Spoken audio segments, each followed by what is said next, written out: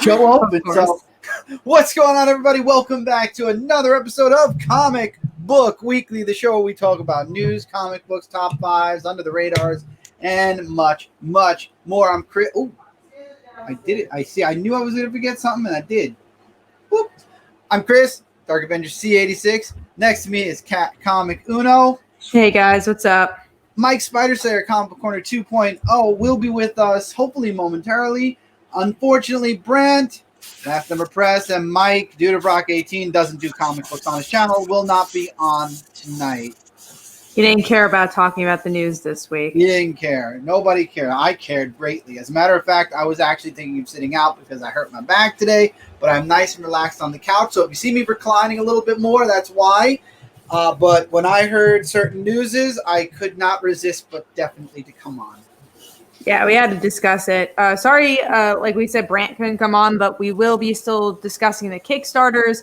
So after the news, we'll show that wonderful print again, and probably at the end of the show. So please support both Kickstarters if you can. We really appreciate it.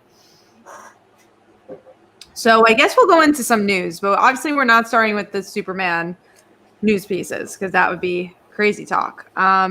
So there's actually not media news that we really wanted to discuss, so we're going to skip that.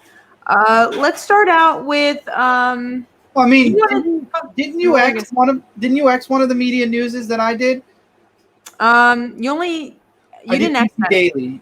No, I didn't. Oh, you didn't X that. We can talk about it though.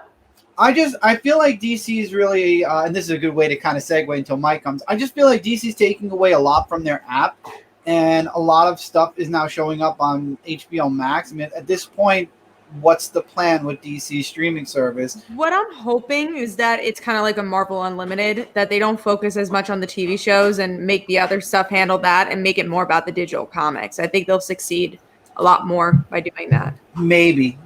I feel like they're taking so much away and they're really not giving us a lot. Whereas Disney Plus, from the get-go, they've been giving us a lot and they're giving us more and they've been promising more shows. So it's just weird.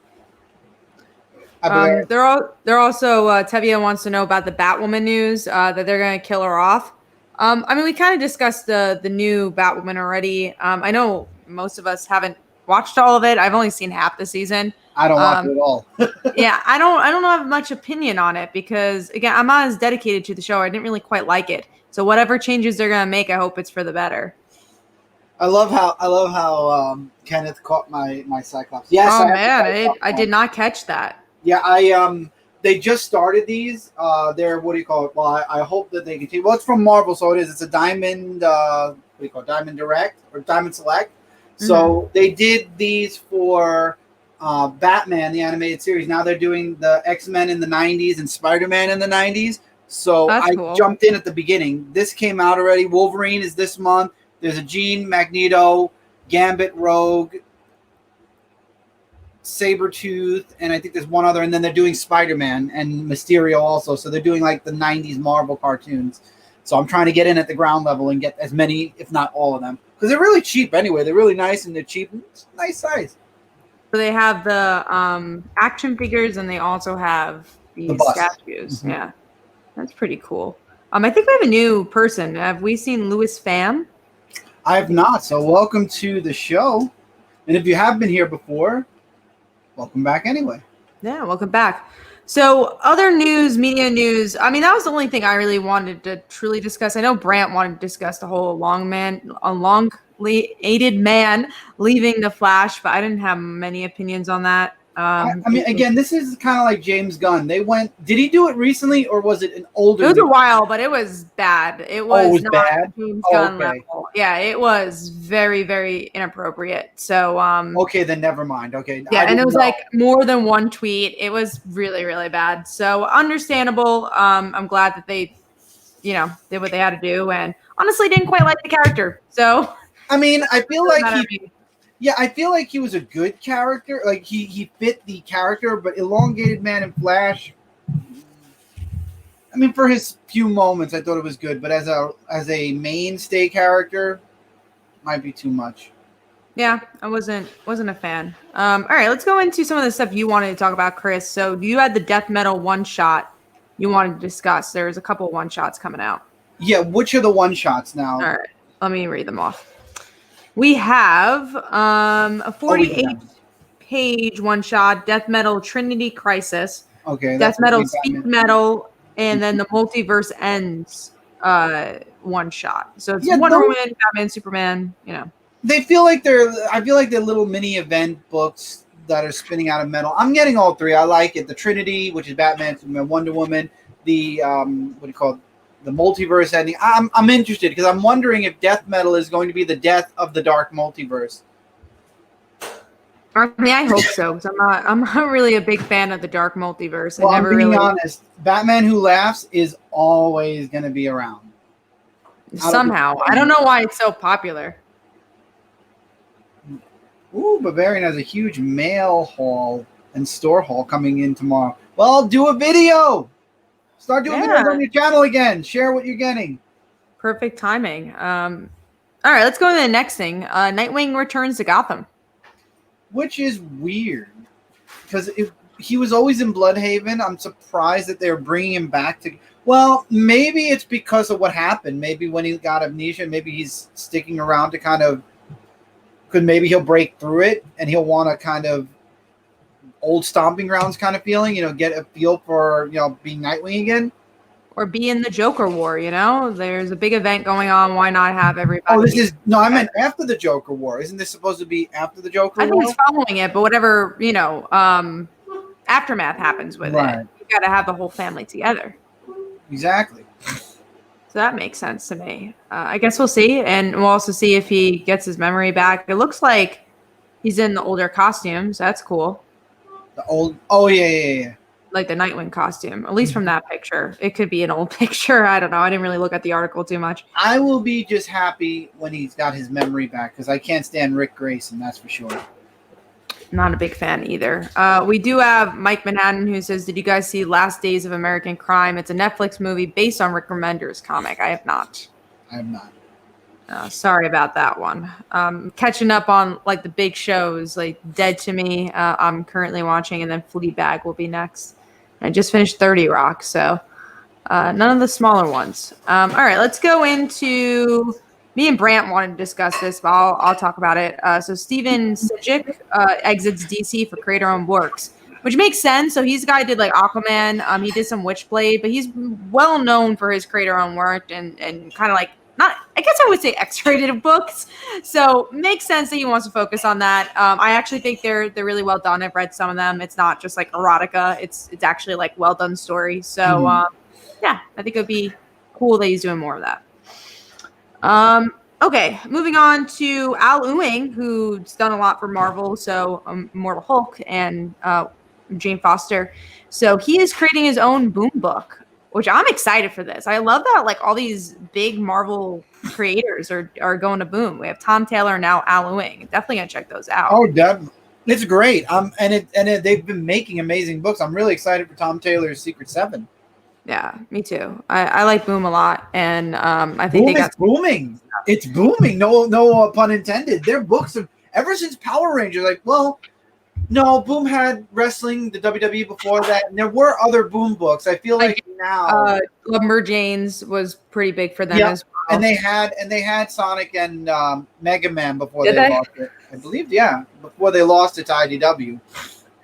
Supposedly we're going to be hearing ice in a second, so if you guys do, that's what that loud noise is. All right, that's what that loud noise is. There's the ice. There's the ice. The ice seems to be done. All right, moving on to Marvel releases free comic book day books for July.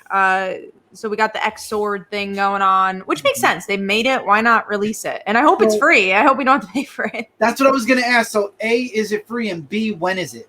Is it going to be July? No, July. I don't know when. Okay, they didn't give it a specific date yet. My question was going to be, is it a Saturday? Will it be on a Wednesday? I feel like it's going to be on a Wednesday. Probably. I feel.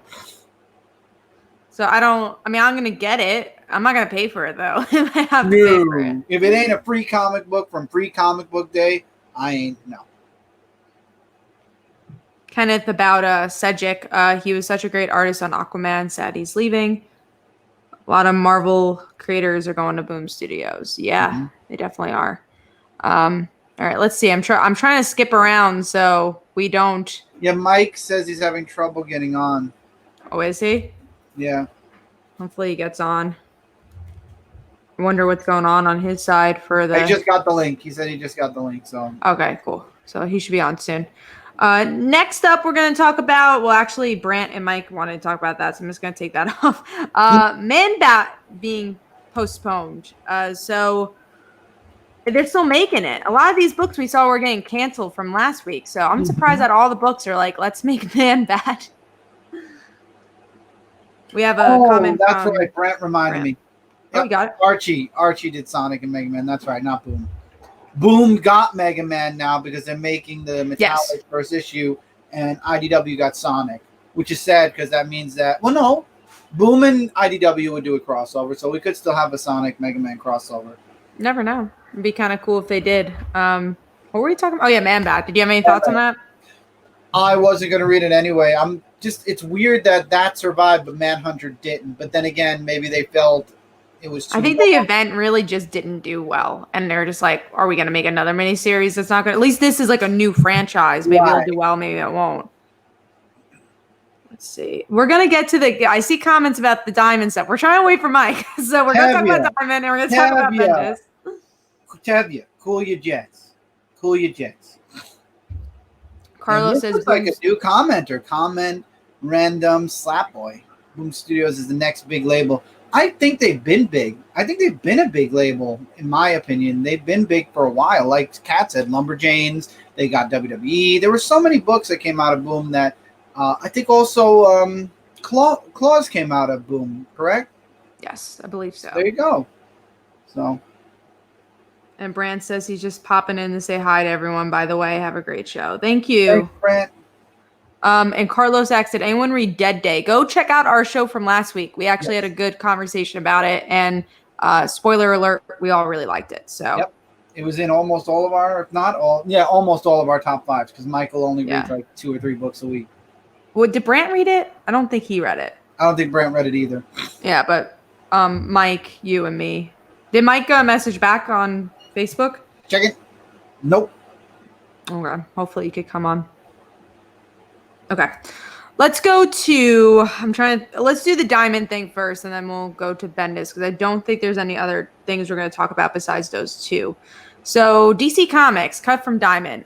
This is a harder thing to talk about, A, because I feel like it's been over-talked, because everyone's been talking about it. Like, and literally, everyone's using it as clickbait right now. Yeah, for sure. So I feel, and then B, we don't know what this means. You know, I think that's the conversation. Like, we don't know what this means for the future of the comic book industry. DC doesn't know what that means for the future of the comic book industry. Diamond doesn't know what it means. Mm-hmm. I think Diamond really needs to hook on to the indie creators and make good deals for them if they want to survive. But this is definitely a big blow, and it's going to change the comic book industry, but it's not going to change overnight. It's going to take years to do so. And that's my opinion on it. I feel like we've been, you kind of took the words from me right there. I feel like we've been talking about DC and Marvel so much in the past couple of weeks. And, with the digital only books now, DC already was doing their own thing for a while. I feel like we all kind of felt like this was going to happen at some point. I think Diamond even suspected it was going to happen at this point. And, even if they said they didn't. Even though they said they weren't going to do it, they did it. I knew they were going to do it because again, it's one of those things where I feel like we've been talking about it so much and really giving Marvel and DC a hard time. It's just, I'm becoming numb to all the bad decisions. I mean, there was somebody in the comments, it was Adam, who said he gives props to DC for leaving Diamond. I think that it was, in my opinion, it was a mistake. They should have worked with all 3 distributing companies, because there are a lot of comic shops that don't want to do business with Midtown or DCBS. And now it's kind of forcing their hand. And I don't know. 3 months ago, when Diamond was going to close their doors, we were all preaching the comic companies need to start shipping books on their own. We were all preaching that they should be making their own branch for distributing. And DC kind of did that. The problem is DC did it with Midtown and DCBS instead of doing it themselves. So I'm not being a hypocrite when I say I don't agree with what DC's doing. I just think if they wanted to do their own distributing, they should have done it themselves instead of reaching out to two other internet shops. But again, and I said this on my show, I said this multiple times, anyone who goes into a comic shop, 95% of them have ordered from Midtown or DCBS. They've ordered from Midtown, DCBS, or In Stock Trade before. There are very few people I know that collect comics, that go to their local comic shop still and don't buy from any of the three that I just mentioned. Yeah, at least we've in the past, like for me, I bought from Midtown for years before I went to my store. And then I realized, my store exists. So I could go to, I mean, it's a little, because my store is a little farther for me. So it's like 20 minutes or so to drive there and 20 minutes back. So it's a little farther, but obviously it's worth the drive. But yeah, when I was younger, I used to just get stuff from Midtowns. And I'm sure if you miss a comic here and there, you either bought from Midtown or DCPS or, DC. BS. Yes. Yeah, there we go. See, you did the same thing I did. I was having trouble too. I was like, DCBS. You have to say in your mind. I found DCBS. I don't remember if I found it through Brand. My friend I think it was Brand. Because he was like, you could buy. Yeah, it was Brand because he was explaining to me how I could buy 3 months in advance. It's all at once, but at the same time, and I started going to them and the previews and the discounts. That's the thing though. Are the prices going to be the same for comics? Because now DCBS and Midtown are the ones that make the deals. I don't. Oh, you mean that?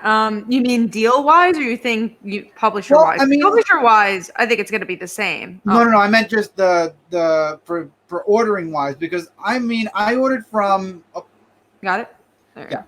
I ordered from Midtown last week, and several DC books were cover price, no 12% off, and several independent books. Like there was Archangel 8 was cover price.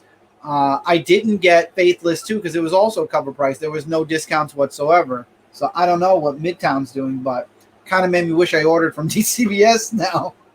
So Mike, we're discussing, we discuss all the news pieces besides the DC Diamond and obviously Bendis. So we're on the discussion of DC Diamond situation. If Mike could hear. Oh, okay. Yeah. Sorry that I was late. It was even on early, and obviously I had technical problems, so figures, right? So DC Diamond, right? That's what we're talking about? Mm-hmm. Okay. I mean, I think it could cause a problem. I don't know. I mean, will other shops follow? That's kind of my thought process. What does this mean for Diamond? What does this mean for the retailers? Because obviously you would think that they were getting discounts because, they order all their comics from Diamond or whatever it is. And now, Marvel Comics and some of the others, they might have to pay more money for their comics now because Diamond's not going to be making as much money anymore. Or is Marvel and the other companies going to follow suit? You know what I'm saying? So I'm curious to see what that's going to be like. Mm-hmm. And from far as I know, it's like, was it Lunar? I think is the one that they've actually do a good job in shipping their comics and things like that. So yeah. So I heard they do a really good job. Would they be ready to do the whole thing like that? You know what I'm saying? If it did come to that, I mean, do you think that Diamond might actually stay in business after this? I mean, there's a lot of what ifs. I think it'll be open to a capacity because they still make, like I was showing before. I mean, this is made by Diamond, this bust. There are tons of Diamond Select. The issue that they're having right now is that they're not paying the bills to these publishers. That's the big issue. And if they can't pay their bills to the publishers, that's why they're going to go bankrupt more than against making the statues and all that. So if anything, it would be that more than I think DC leaving. It's a huge part of the pie, but they still have Marvel. Now they really can't pay their bills because they just lost 30%. Well, yeah, they're 30% of the market share. That's huge. Mm-hmm. Like if they could barely keep afloat before when this pandemic happened and they couldn't pay people, they owed people money. How are they going to pay them now, period? Because that's a lot. That's huge right there. So I think these other comic companies better come up with a plan before something serious happens. Yeah. Well, I don't see any so, other companies going. That's my thought process. Yeah, I don't see any other companies going to Lunar or UCS or whatever the hell that other one's called, UNC something or other, whatever. No other companies going there. No independents. Marvel hasn't shown any interest whatsoever. So not yet. Not yet. Right, exactly. But if Diamond starts to, like you guys saying, there's no money to pay the companies, then what? Yeah. They're going to have to come up with, I think, a backup plan. Yeah, like, just to be like, what happens if they can't distribute anymore? What happens if they can't stay in business anymore? You're losing half of the, you're losing 30% of the market share. That's a big deal. So it's just like Marvel better come up with some plans and sit there and say, okay, do we go with these other guys, or do we do our own thing? Or, so you got to think that they got to come up with the plan at this point. That's scary. And who knows? They could be doing it right now, and you get an announcement. That's scary to think if Marvel's doing their own thing. Could you imagine more distributing companies? I think Mike's on a delay. I think on your little delay. Yeah, Mike. I mean, no, sorry. Yeah, I don't know. My internet's been bad. We've had a storm here today, so it's been kind of bad. So what were you saying, Mike? Oh, it's a bad. I was just saying, like, all right. I'll come off. I'll come back on. Okay. You can see that it's getting on Mike's. Yeah, it was like really. It was like scary. What was going on? It was like that's scary though to think. Could you imagine if Marvel brings 2 more distributors to the playing field? Then you're talking about so many different distributors. Okay, a lot of people are asking like why this is a big deal. It's a big deal because they might not pay these people back that they sold these comics, and the publishers might not get money, the retailers might not get money. So that's an issue. And then the Diamond stuff, yes, it's bad that there's a monopoly, but it's also everyone was very used to that system. So when you create new systems, that gets confusing. How many do you buy? It's just like it just changes. It doesn't necessarily mean it's a bad thing, but it's something that we've been dealing with for decades. So if there's no more Diamond, there's got to be other ways to get comics, and that has to be decided. And I'm going to be that cheap person that says a lot of us depend on previews to get more books. The 35% helps. Imagine if you paid cover price for every single book you buy, then you have to pick more. I mean, us as reviewers, I've been buying specifically from DCBS, A, to save more money, and B, to get more books. Now, if previews goes out, do the discounts stay? Are there going to be discounts? Is it all going to be cover price? Because then you got to start thinking even more about what you're going to keep and what you're not going to keep. Again, Diamond did favors for the readers, for the collectors, and also as much as they were, I've heard complaints about Diamond. I've heard issues with the shipping from Diamond. It's a big deal because you're literally changing everything. At least if the companies were shipping it and distributing the books themselves, maybe we would have got our own, they would have made their own kind of deals, and it wouldn't have hurt them and it wouldn't have hurt us. Now going through another distributor, they have complete power over everything.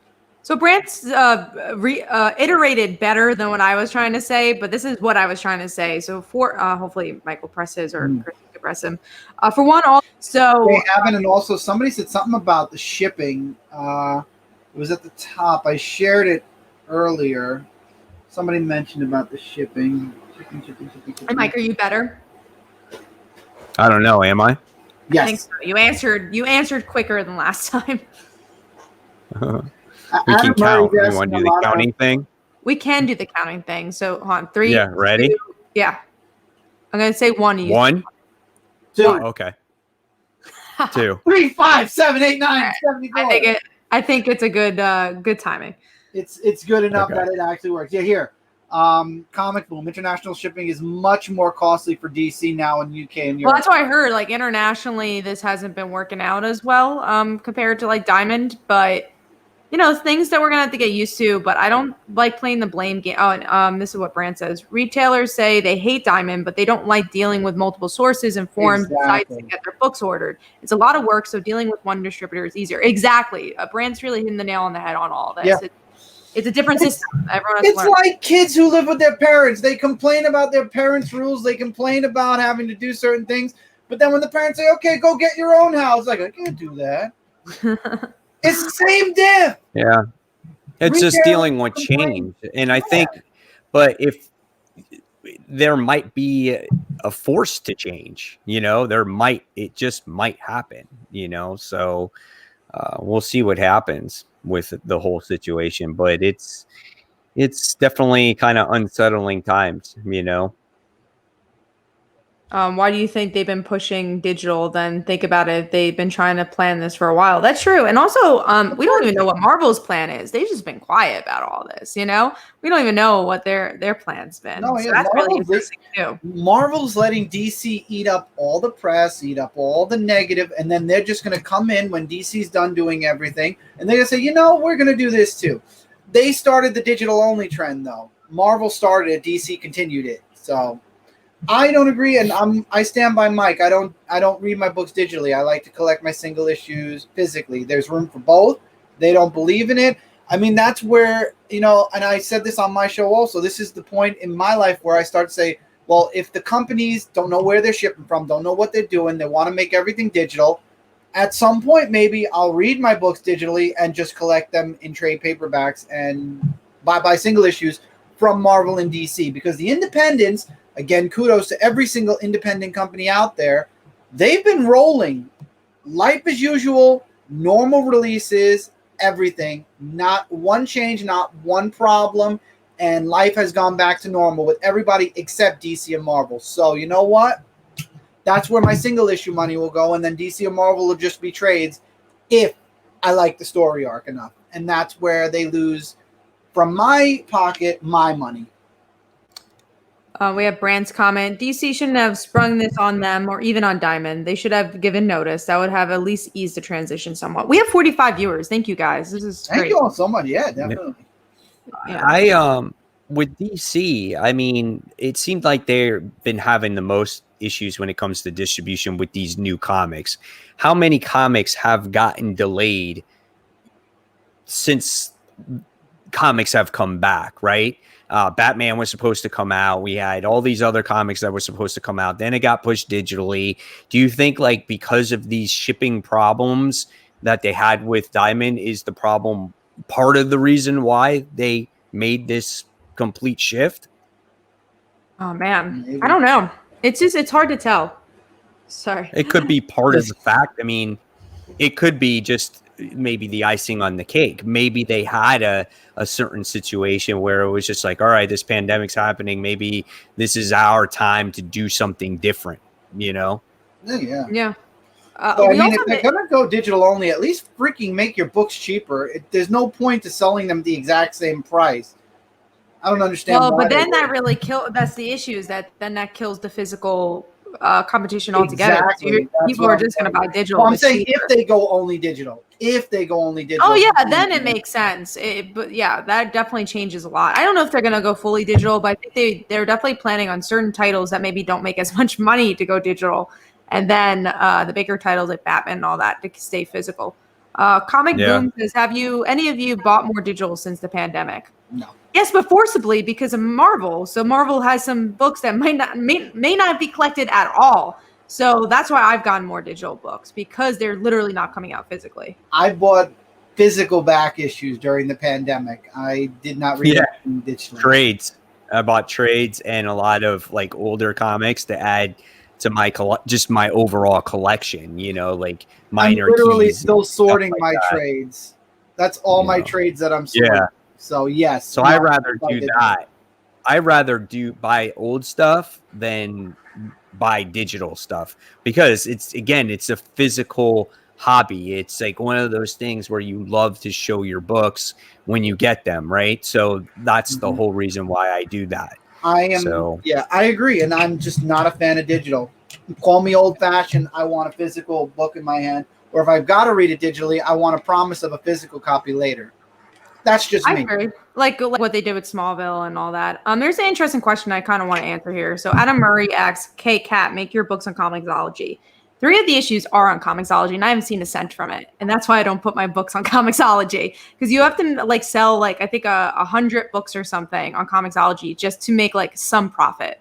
So if you want to support the creator, honestly, don't buy from Comixology, especially indie creators. So you would rather buy digital books from them. So Comixology is kind of the digital version of Diamond. Yes, it's the digital version of Diamond. But it's also owned by Amazon. It's a big company, so it's like giving your money to an Amazon instead of a mom and pop. So exactly, because Amazon and Comixology work side by side now.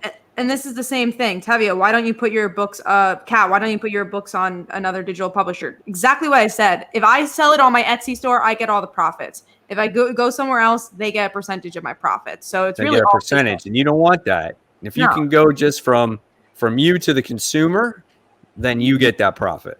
Exactly. That's what we do. I mean, same thing with Brand, same thing with myself. We go to the comic shops ourselves, or we reach out to people we know that have comic shops.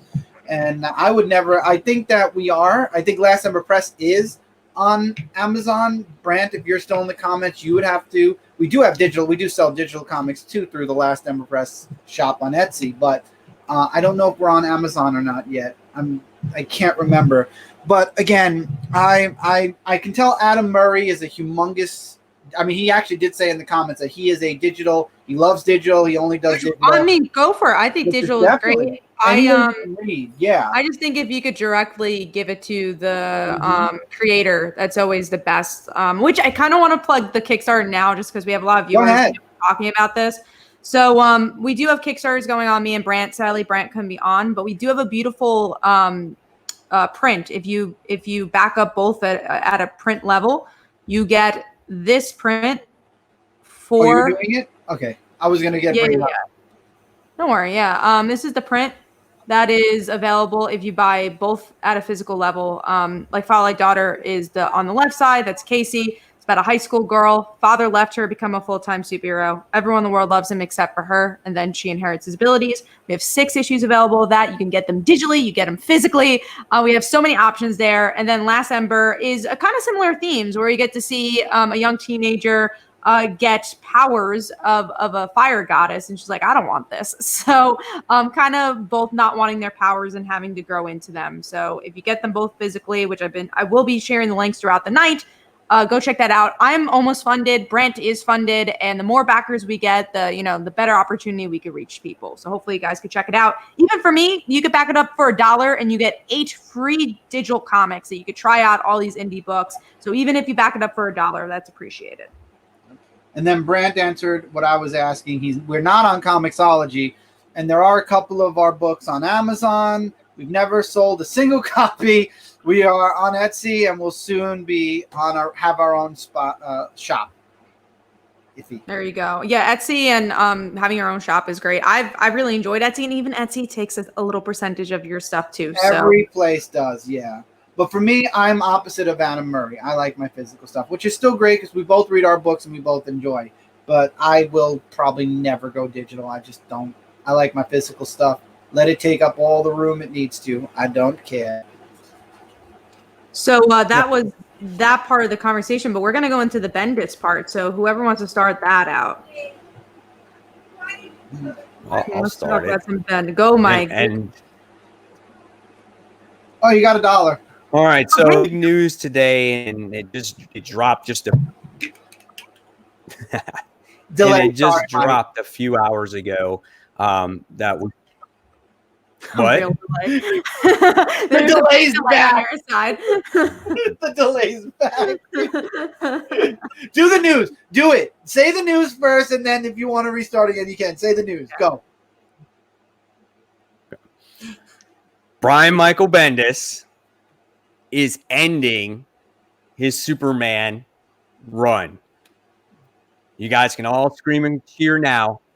Be happy about it. The only thing we don't know is that we don't quite know when it's ending yet. I will be back. All right, Mike's going to be back. That way he's not on the I just want to say, love you too, Adam. Love you too, man. Again, we're reading our books and enjoying them whichever way we can. As long as there's both in the world, I will always be happy.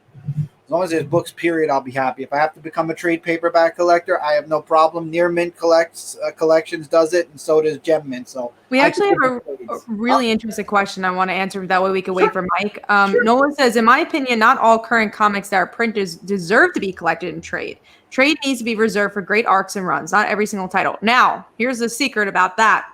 Floppies are very, very, very, very hard to make money off of, especially for printing prices. Trades are a lot easier to make money off of, which is why if you see something printed in a single issue, it will be collected in trade because that's where the money is. The money is in trades more than the floppies. So, which is a big debate in comics. Should there be floppies or not? But everybody, sorry, that's about Bendis. You're free, Chris. Yes. Let's talk about Bendis now that Mike's happy. Back. Oh my God! Let this happen by the end of. See, we had a horrible beginning of 2020 just to end on a very, very happy note. I'm happy. Now, John Romita Jr. has to leave too. We need a full new team. Whole new team. I think we will, but I feel like John Romita Jr. is always going to be on a Superman book. He's been on many. I hope not anymore. But I can't. I'm so happy Bendis is done. I can start reading Superman again and actually possibly, I can't say until I've read it, but possibly actually enjoy Superman again. I'm happy. Right, but so did I mean, obviously we know that there's a villain coming before he leaves. Yeah, it's going to be, I think, his last arc for Superman. I'm curious to see who's going to take over. That's like my biggest question. Tom Taylor. And I hope Bendis stays on the books he's on, and that's it. Like, doesn't add more, because I'm really excited to see the books like Legion of Superhero and Young Justice get better. Because I think he had too much on it. He could leave Legion. He could leave Legion and Young Justice too. That'd be nice. We'll see what he ends up doing. But you'll do Green Lantern.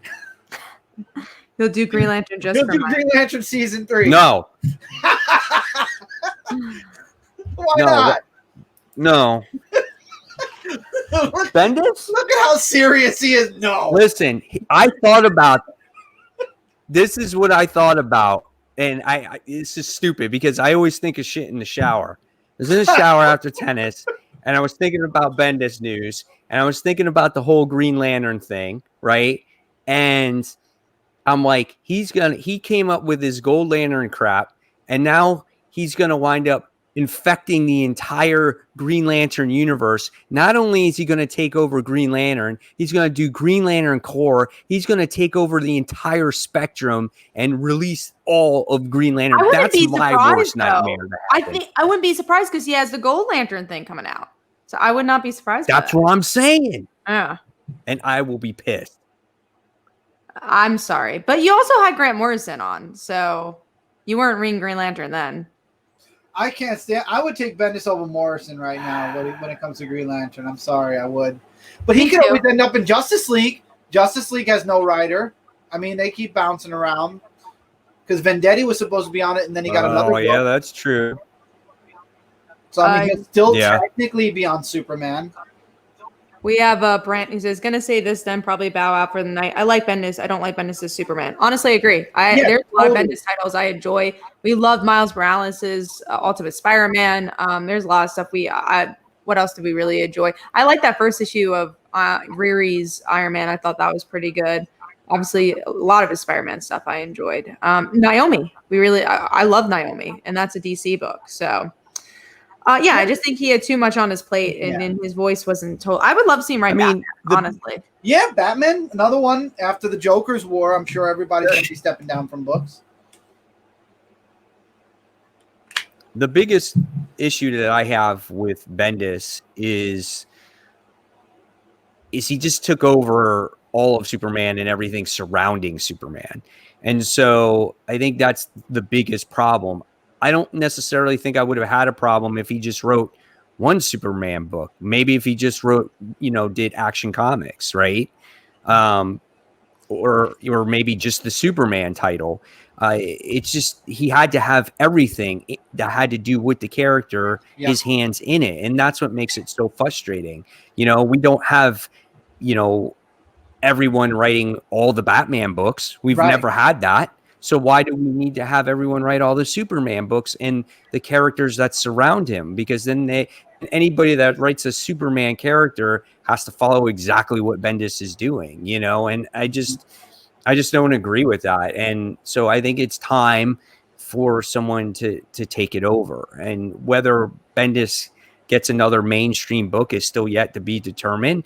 But Chris makes a good point. I could see him taking over Justice League at one point. I I wouldn't mind that, though. I think I'm interested in that. In something Me like too. that. Yeah, because I And he mean, did Avengers. if he did Avengers. Yeah, exactly. He did Avengers. So it's like he can do the team dynamic. So, you know, we can see him possibly do Justice League. That might be a good pick. He's right written there. so much in his few years at DC now. And the good news is we already have a writer for Superman, Batman. You're getting 2 titles away from Bendis, so now you're going to get 2 different teams on both books again. I mean, we hope. You don't know. We hope. I mean, if it's one person, no matter who it is, should not be writing both Superman books. I agree. 2 different Even teams. if it's Tom Taylor, I don't want to see him writing both books. No. It's too much. No. I want 2 different teams because I want 2 different voices. There's 2 different titles of Superman. Batman has 2 titles, two different voices, even though they're crossing over in the Joker War, but it's 2 different writers, 2 different voices, 2 different stories, even though it's colliding this time. Most of the time it's 2 different stories. I want 2 different stories between Superman and action that aren't written by the same writer. I want to talk about. I wish. See, I'm the opposite. I think Dan Jurgens has written he's written too much Superman. I want a new voice on Superman. Like, why have the same people writing this character? You know? I do agree with that. I do agree with that too. Give other people a chance, and I think he's doing great with Batman Beyond and Nightwing right now. Yeah, exactly. So I'm happy that Jurgens is still writing at least. So I can live with him doing those, and somebody else come on. That's all. Right. I mean, I know we were talking about it earlier before the show, and you know, I mentioned, and Chris mentioned it already, that Tom Taylor would make a good writer for Superman. We already know that he can write very emotional characters, and he writes a very good emotional driven Superman.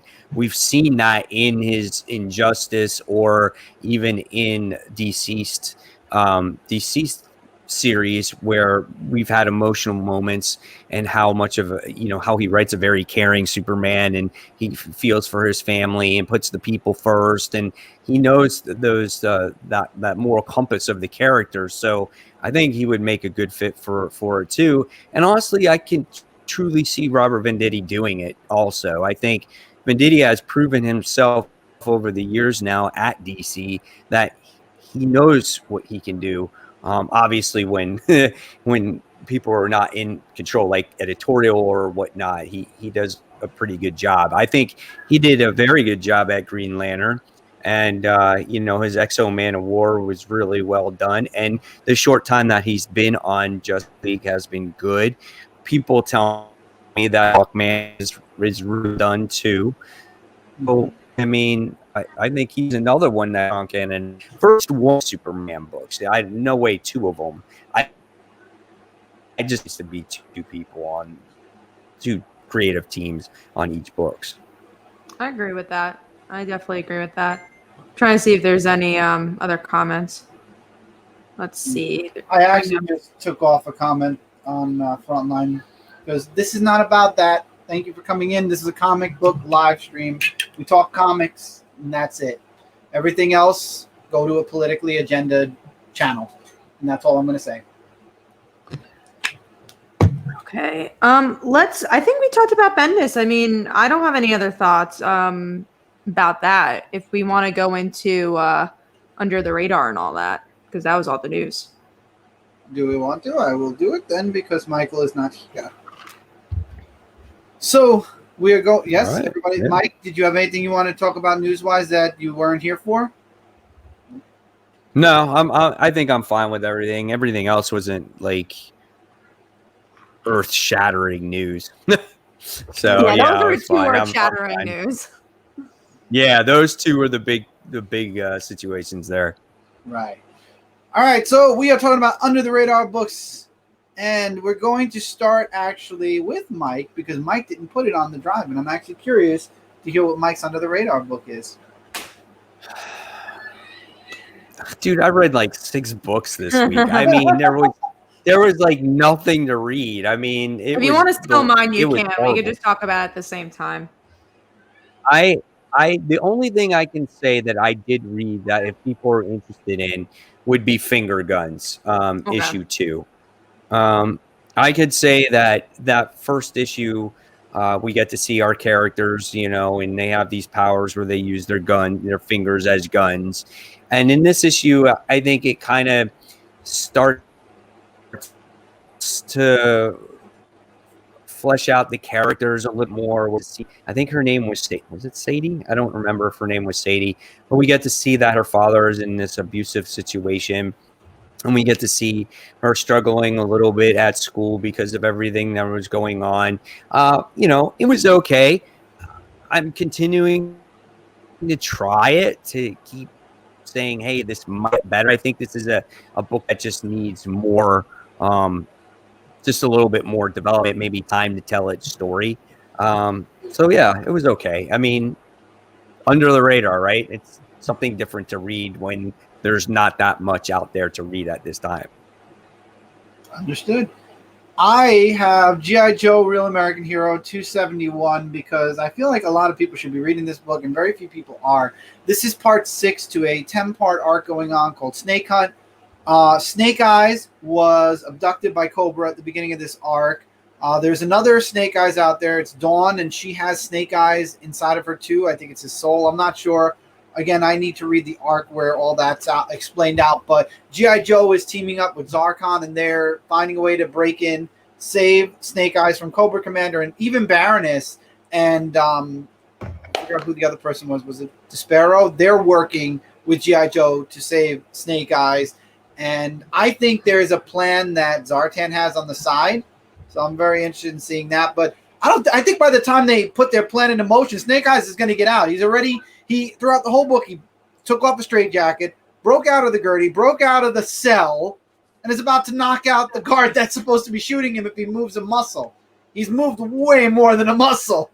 So very interesting stuff. I've been loving it, and the artwork's really strong. Larry Hama has a really awesome knack for writing G.I. Joe. Well, he's done it for a while, so it makes sense. He has. He's done it since Marvel, I believe, right? Yeah. Doing it for That's a long impressive. time. Mm-hmm. So that's mine, and I'm the only one that reads it. So, Kat, what was your under the radar?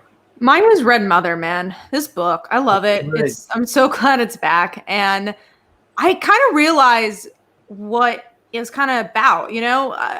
I really hit the nail when I was like, oh, it's about her ignoring her PTSD. Like the red monster is her trauma. I don't know why I never really kind of connected the dots with that. It's like her ignoring her own mental health, and it's like an allegory about that. But yeah, I like how slow it is. And, that's usually not a compliment to a book, but that is extreme compliment to this horror book, is that it takes its time and you really feel her emotions throughout. And it's her dealing with having to say goodbye to her boyfriend if he died or not, and her trying to move on. And she's kind of forcing herself to move on. You could tell that she's not ready to do so. So I love this book, and the artwork is so freaking good for it. Go read it if you haven't. I love Red Mother. It's actually in my top 5. And I just want to answer this.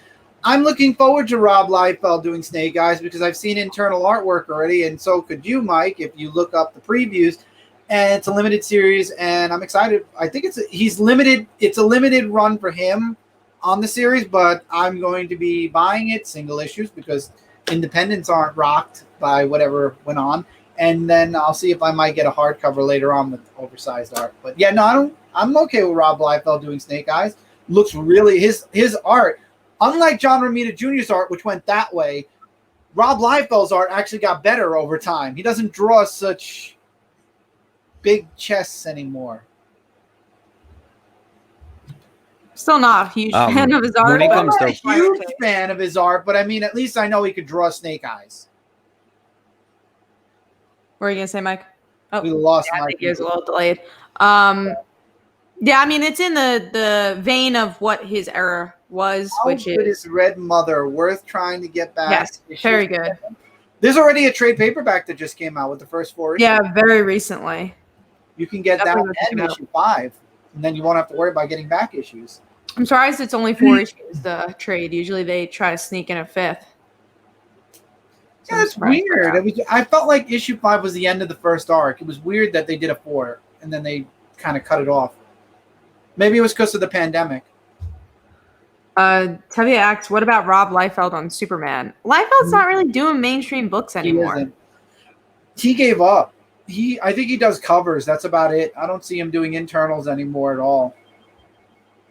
Yeah. I mean, covers is where you make more money anyways. Mm-hmm. So do we want to start talking about the big books in top 5? Yeah, and then when Mike comes back, he could give his Red Mother thoughts, because I think that's what he was trying to do, but we lost him, so. Indeed. So with that being said, let's talk about some big books and our top 5. So we're going to actually start. I didn't read this book. So I kept it because I thought Mike had read it, and I forgot to ask him if he did. So I'll be really quick about it, Okay. or else I would have taken it off. But yeah, Catwoman is the big book we're talking about, and 80th anniversary. not bad. I think if you're a Catwoman fan, there are some good stories in there. Not a must read like most of these anniversary stuff, but I think Tom Taylor had a really interesting story about the kid, about Selena and Bruce's kid, that I thought was fun and interesting. Other than that, yeah, if you're a hardcore Catwoman fan, go get it. If you're not, you don't need to buy it. I like some of the covers, which is cool. I think that's the one thing. It's the covers for the 80th anniversaries that are crazy good. I mean, Green Lantern, I was debating between 3 covers, you know. Oh, yeah. Green Lantern's got some good ones. So Mike's back. So we just discussed Catwoman, and I know you want to discuss Red Mother, Mike. Yeah. Can you hear me okay? Yes. Yeah. It's not as good as your other We quality. switched. It's I noticed better. we switched. No, Yeah. I switched to my phone because the internet's just not good today. So just working on the phone, but I can't connect this mic. Yeah, that's That fine. You Mike. sound good You enough. sound good, but you sound Okay. good, so you're good. All right. So, excuse me. Red Mother, I think is a great book, and that's always been the problem. She's always had the issue of she just kind of feels like everything is fine, and she tries to push forward, and then there's always something that happens, and she's just freaking out. So I agree with you that, you know, you make a good point there about her dealing with her PTSD. But again, I still think you're kind of left in the unknown if that's truly what it is, or if it is a supernatural type of thing. But it's very possible, you know. But yeah, it's a great book, and I saw in the comments earlier that should I pick up that book, is it worth, you know, checking out the back issues for it? And I say absolutely. So when there's an actual, I don't know if there's, I think a trade came out for it. Yeah, I think it last either week. came out or is coming out. Let me see. Right. I think it came out last week, if I'm not mistaken. I'm getting it. Oh, it's the 16th. It looks like it comes out. Oh, maybe it got delayed then. But that's Amazon. It might be out in comic stores earlier. Yeah. So I definitely go out there and read that trade. It's a great book. It will take you like 10 minutes to read that trade, though, because it's such a page turner. And, you know, not much has really actually happened in the story, believe it or not, but you get hooked on it and you can't wait for the next issue to come out. Oh, for sure. And again, it's one of those books, and one of the only books I would say that the slow burn is what makes it. It's like, it's kind of its thing. Yeah, absolutely. Which is interesting. All right. So we also talked about Catwoman. You said you read that one, right? I did not read Catwoman. I breezed through it. Like I skimmed it just to look at the nice looking pictures inside of it. And I did read a couple of the stories. The one story that I did read was the Tom King story. And actually that story was really good. I agree. I enjoyed it. And that's just the way Tom King's run has been since the beginning when it's come to his Batman story. It's him and Selena. And you just get to see the future of Selena and them having their baby and, you know, dad moving on and, you know, Selena, an old woman. And, but it was cool seeing the daughter growing up at the end of that, you know, and I thought that was a very touching story, you know. And it's like my heart. I thought that was cute, actually. Yeah, and it kind of gives you like this end of Batman in a way, you know. And it's kind of like you fill in the gaps all the way up until that point. So I thought that was just a really nice story. That's the one thing that I got out of that whole entire Catwoman thing. I think I read a couple of the other stories, but it didn't really mean anything to me. This one just kind of put an exclamation point on his Batman run there. I agree. So those are only books we talked about. So we still have the other two big books. Okay, so then the other one is the Death of Nancy Drew, issue 1. So I did not read it. I know you recommended to me to read it, but my shop didn't actually have it in stock. Really? Yeah. Man. Yeah. I mean, when you have a chance, definitely go check it out. I love this book. When Chris comes back, we'll see his opinion. But I mean, spoiler alerts for this one, but it's Joe Hardy who, is trying to do the mystery of how did Nancy Drew die? This doesn't make sense. I mean, we learn a little bit about this world of Nancy Drew, some investigation she was looking into. And then we get to see Joe encounter some of her friends and see what happened. And at the end of the story, we learn that Nancy Drew is not dead. She faked her own death. Oh, And really? Yeah, it's really interesting. So now she's like investigating her own murder. Oh my God, that's crazy. Yeah, so I really like that cliffhanger, and it lured me. And I thought the monologues were really good for the book. The artwork's really solid. So check this one out. I just thought it was a cool twist on like your average murder mystery. Mm-hmm. That's cool. That's good to know. All right. So since Chris is not here, then I'm going to talk about Avengers of the Wasteland because I know you don't read it, right? Yeah, no, I don't. And this is the last issue, right? Yeah. So this was the conclusion to this story. We wound up getting this is the this digital book that was the regular series and went digital. So I did read this digitally only because we have access to read these books since we share our account.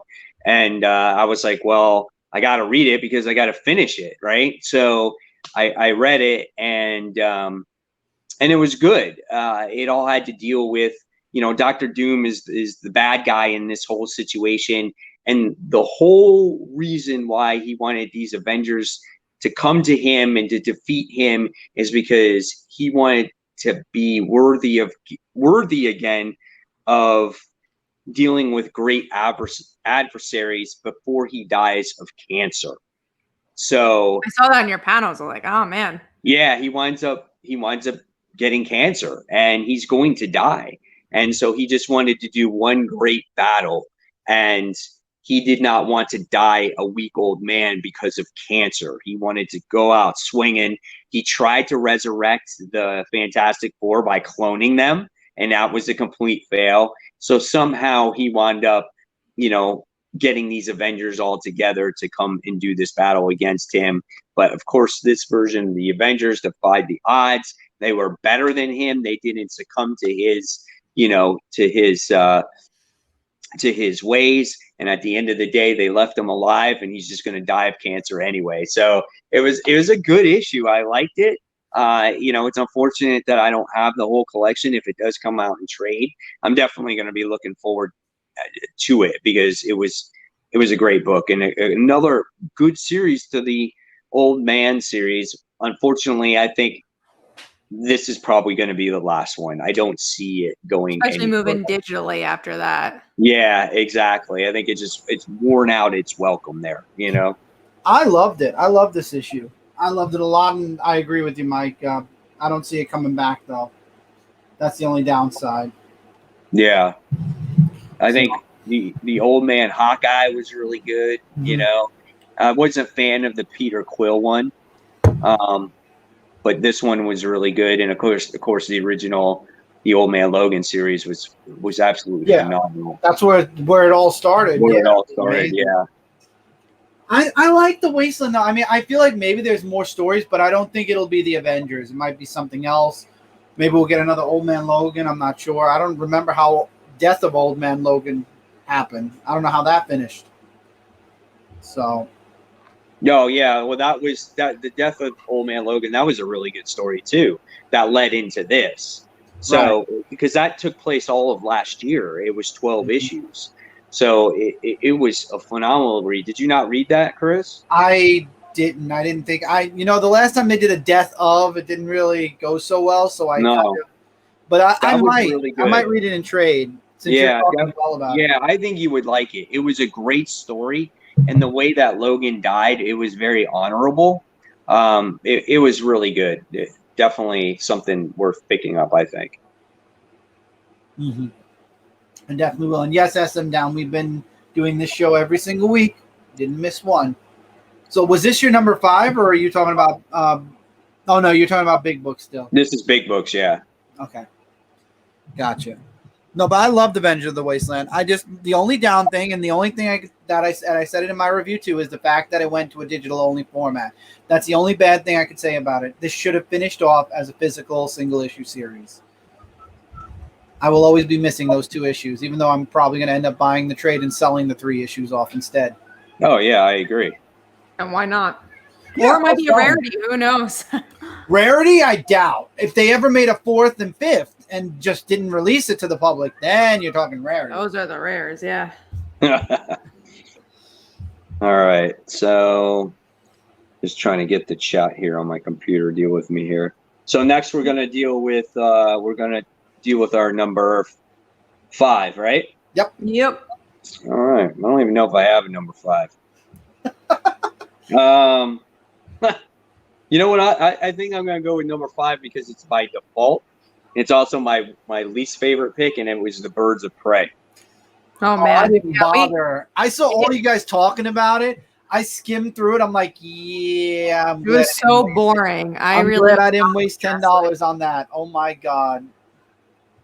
And I know I was talking. I was like, oh, I don't know if I want to waste $10 on Catwoman. I don't know if I want to waste $10 on it. And I wish I didn't waste the $10 on this. But when I saw it at the shop and I saw that it was basically a trade, I'm like, dude, you can't go wrong with this. This is a lot of pages for $10. Like, I think it's worth it, you know? And the artwork wasn't bad in it. And then I read it and I'm like, it's like a 100-page book, and it took me like 10 minutes to read it. Yeah, it was a long one, and it just didn't go anywhere. And the things I didn't like about it is that they're always just meeting in these Birds of Prey books. Like the fun thing about Birds of Prey is their friendship. No one has a friendship here. They're just like, all right, I guess we'll team up. Yeah, they just happen to meet with each other. And Harley gets out, of jail because she served her time with the Suicide Squad. The Joker chases her, and you never see his face, which is, I guess, okay, but why keep it hidden when you know what his face looks like? I just don't think you see enough of the characters together. They get together at the very end of the book, and what do? All they do is beat up some common thugs. Nothing special about it, nothing, groundbreaking, nothing to get you excited about the Birds of Prey. It was just a book that was there, and then I kind of scratched my head and say, you know what? Like, why was this book so delayed so much? Yeah, they didn't have much of an idea. I don't know. I don't know why it was delayed either. Yeah, maybe they knew it wasn't going to sell good, or I don't know. Maybe then don't release it. I guess. Yeah, the characters were so bland. Mm-hmm. There was nothing special about any of them. Like Montoya had this objective of being hidden inside within the crime. Like, she was deep undercover, but then they didn't really tackle it. You know what I'm saying? It was just like she was that way for like a panel. And then she's like, hey, hey, Birds of Prey, like, I'm undercover here. Oh, okay. It was like no convincing. There was like no real emotion in the book. It was just there, man. So even though that was my number 5, it was just there by default, really. So that was it for me. All right. So Chris, what was yours? Number 5. Mine was Batman Superman issue number 9. I enjoyed this issue. It was a good read. New story arc begins, and there's somebody going after Superman, and they're going to use Batman to do it. And I think this is starting to tie in now to Superman revealing his identity to the world. As a matter of fact, him and Lois are trying to go out on a date, and the paparazzi are all around, which starting to make me think that maybe Bendis has an end game for this whole identity reveal thing where he'll undo it somehow. I'm not sure, but at least that's what they're tackling, all the writers now, is how he's adapting and his family is adapting to it. So I totally Atomic, forgot he revealed his identity. because we don't talk about Superman anymore because of that. So Atomic Skull's in Gotham. These people with all these wires are starting to show up, dead bodies in Gotham. And Atomic Skull shows up. He's fighting the police. He's fighting Batman. Batman's like, weren't you reformed? And he's like, yes, I escaped. There's somebody going after Superman, and they're going to use you to get to him. And he explodes. So we never find out who it is. So Superman hears the explosion, comes flying into Gotham, saves Batman. Batman shares the news, and now they're trying to figure out who's trying to get to Superman. And then in the end, warning, spoiler, we find out it's the Ultra Humanite. Cool. I haven't read Batman and Superman since The Infected. It was a good story. I enjoyed the first part. It's been going because it had a really rough start with Infected, but I feel like now it's kind of like it's back in its own book and they're doing their own stories. But this is the first issue. We'll have to wait and see. Gotcha. We do have a question from SM Down. Has quarantine allowed you to work on projects you didn't have time for without the quarantine? Nope. No, I feel like I've been working on the same amount of stuff I have because I work at home. So I feel like I have more stuff I had to work on. I mean, there was a time where I'm just like, oh, there's no comics coming out. But then we figured out to talk about old comics through like Newsrama and stuff. And I was working for DC Universe. Now I have a Kickstarter. So right this second, I'm busier than ever. So, but I'm still working on projects because that's part of the job. But I don't think quarantine helped that. It's just what I usually do. The only thing, and I'm writing a post on this for my website, but quarantine gave me the time to really step back with extra free time, not reading new books. I'll give you the cliff notes. It gave me the ability to read books that I passed on, so I have a lot more in my reading pile now. I think we made a lot of jokes on that my list literally jumped to like 3 times the size. It's allowed me to do multiple other things. Again, I'm going to talk about it in my post, but if anything, the quarantine just allowed me to do more because there was less new coming out. But as far as work and writing and everything else, no, everything like Kat said, we all stay at home. Me and Kat do. Mike does what do you call it? He went out to work, but it's life as usual for us. Mike's the one that had to deal with the nutso people outside. No, me, I had to. Not only was I fortunate enough to actually still teach some private tennis lessons, which was good. Not a ton, but a few. Now it's starting to pick up again as people have just lost it completely and they just need to do something. Mm-hmm. But my part-time job is I actually work at a grocery store in Florida called Publix. It's one of the more popular grocery store chains out there. And I'm actually a produce clerk. And I do that once a week for the past, Lord knows how many years, just to hold on to a job for an emergency in case tennis went south for whatever reason. And who would have thought that you would have a pandemic to where I had to work at this grocery store and I had to work there a lot. Like, that's why I wasn't on the show for multiple weeks, because I would have to go in at 5 a.m. and then be there until like 2 p.m. or whatever it is. And there's a lot of work to be done, not only in the department itself, but to help the customers and just dealing with all that. You know, I mean, it's kind of crazy when you got to go to work and wear a mask for 9 hours of the day and you're possibly exposing yourself to this virus. And then, you know, and then it's like, okay, now I got to go and teach some tennis lessons and still do all the projects that I do with YouTube. So I was very busy, and I also did get to read other things because there was no new comics, and I was able to catch up on some great series and organize my comics and actually put them away. So I only did that half. I have them bagged and boarded. They're not in the boxes. You would think all that time I would have them all organized. Nope. That's funny. There. Hey, gotta start somewhere, right? No. Comic Universal says that Batman Superman was amazing. I love how Ultra Humanite is creating an atomic army. And the story seems really good for this new arc. So, I mean, if you guys want to try it out, this is a good time to jump in, Mike. If you want to try Superman or Batman Superman again. Yeah, maybe I might. You know what I'm saying? I'm not ruling anything out. Yeah, I even thought about it last week. I don't know why I just didn't pick it up. While Marvel doesn't have a lot of books out, it's kind of like, well, why not check out something that you might not normally read? I did that with Aquaman. Unfortunately, I'm like lost with Aquaman, so I'm not going to read that anymore. So Batman, Superman might be a good alternative, and I'm sure it's still going to be on the shelf tomorrow. Oh, So yeah, I definitely 100%. might consider it, but I'm actually buying a lot of books tomorrow. I'm getting, let's see, I think I'm only getting 6. Well, I'm getting 6. I was getting a lot more than I ended up buying because I don't understand why Midtown is picking and choosing what books get the 12% off and what books don't. So unfortunately, I was going to get Faithless physically. I might just end up getting Faithless 2 as a trade. That's a book Mike got me into, and then Mike jumped off of the book after like the second issue. Yeah. He thought it was weird, and I stayed on it. Weird. I liked it. Like, listen, I like weird shit, and I like horror books and apocalyptic books, but that book is just it's out there, man. It's out there. But it's so good. I know we'll talk about it later, but is Batman 92 definitely coming out tomorrow or not? I thought it wasn't. Yeah, it is. It is 100%. 100% is. Okay. Get the variant. But I'm trying to finally my I'll store see. opens tomorrow, so I'm going curbside. First time I can actually get my books on Wednesday.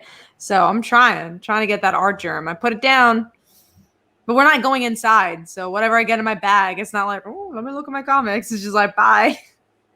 Oh, I know I already had it from DCBS and it hasn't been canceled, so I didn't get it from Midtown. I'll be very upset if they end up messaging me, hey, we ended up canceling that book, you bastards. All right, so let's move forward now. So we were talking about our number 5, right? Yep. Yeah. Okay, so what was yours, Kat? Mine was Shazam issue 12, I think. Yeah, issue 12.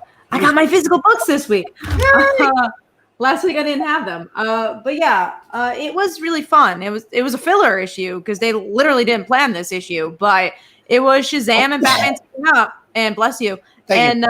Billy's just like, I have all sucky villains. Let me go to Gotham to find some cool ones. And he goes up against Scarecrow, and it doesn't go well. And he teams up with Batman. It's fun. It's filler, but it's better than what we've been getting with Shazam. And I'm excited to see what the series is without Jeff Johns, which is interesting because who knew anyone would say that? But I think he has a lot on his plate, and I'd like to see someone else write Shazam, which is why I'm sticking with it. I enjoyed it. I especially loved the little quip, and it was one of my panels of the week where Batman's like, I don't team up with Superman. Superman teams up with me. That's funny. All right, so that is Shazam. And you know what? I totally forgot I read DC's Dead Planet Part 2. I read that too. See, yeah, that's right. Your number 5. DC came out today, by the way. I hope you guys know that. Yeah, and thank you for no one spoiling. There's no spoilers, please. Batman came out today because DC books. Oh. Okay, gotcha. Because DC, all right. Dares to be completely different from every single other company out there. They come out for me tomorrow. I still count it as tomorrow. Same. I would always do Wednesdays. Well, especially because, we review books, we get advanced books. So for me, sometimes I get advanced books months in advance. So it's just like, the release date is always Wednesday for me. So even if I have a chance to read it beforehand, it's going to be Wednesday. All right. So let's talk about another book here, Buffy Every Generation, issue 1. How was that? I didn't get to read it yet. It was weird because I'm confused. So there's a moment in this issue. So Cordelia and Buffy are like really good friends for some reason. It kind of comes out of nowhere. And I'm only going to reference this because it comes up in another scene. So I thought it was just like a throwaway line that Buffy said, to Giles, that's my girlfriend's line or whatever, to Cordelia. I'm like, oh, okay, that must just be like, I didn't think of anything because they weren't together in the show.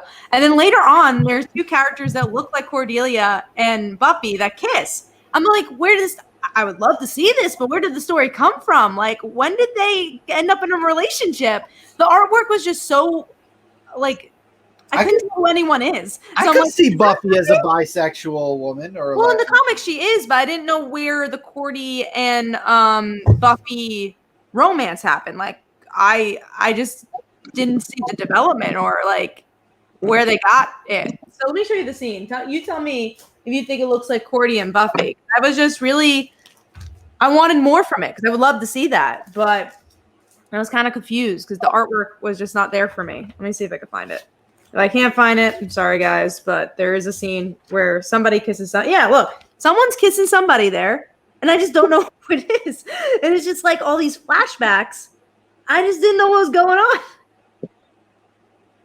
So I was confused. And then the other stories, I didn't really quite care about the new Slayers, even though the artwork for the last story that they're trying to promote that character looked pretty nice. But it was just all over the place. I think that was my point. Like, there's some obviously really interesting ideas.